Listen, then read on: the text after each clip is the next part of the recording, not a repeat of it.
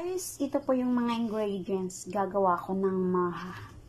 Ayan po, corn po yung ihahalo ko. Ito po ay 1 cup kasi ayaw namin ng maraming corn.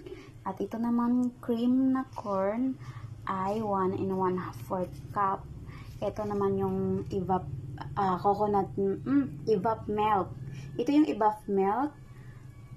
3 cups po yan. At saka itong sugar, white sugar, ay 3 cups. Ito namang cornstarch, yan, ay 3 cups din. Tapos, ito yung coconut milk. Yung coconut milk ay 8 cups. Ayan, guys. Ayan, guys, lagay na natin tong coconut milk. Ihalo na lang natin yung ingredients. Ito yung corn cream. Ito yung milk.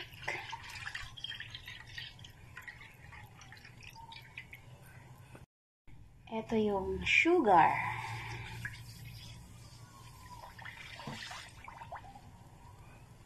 Yung kernels. Ayan, halu-haluin muna natin ito bago yung flour.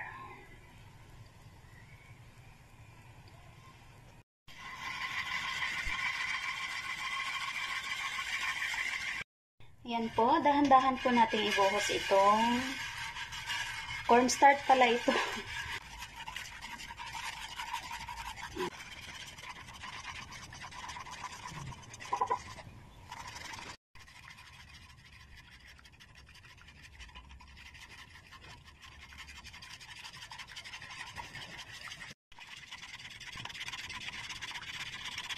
Yan po, halu-haluin lang po natin ng mabuti para hindi po siya magbuo-buo.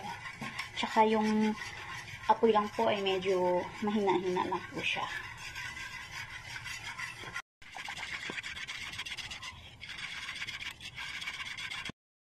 Ayan guys, parang sticky na siya. Mahirap na siyang halu-haluin.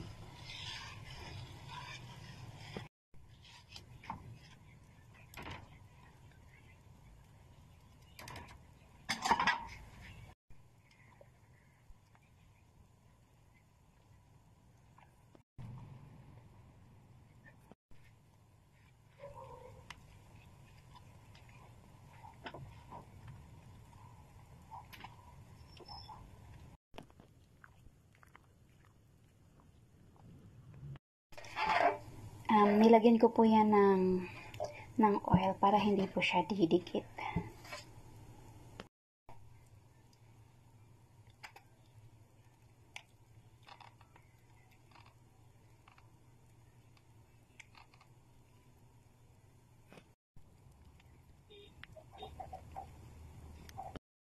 And guys, lagyan natin ng cheese sa taas. Ayan po, para may konting twist naman siya sa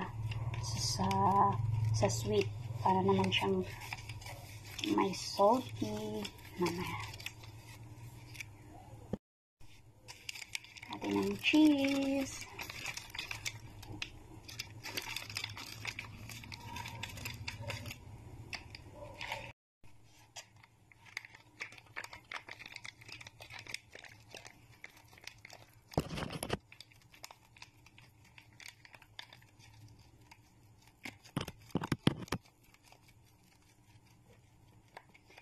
So, lagyan lang po dito natin ng cheese.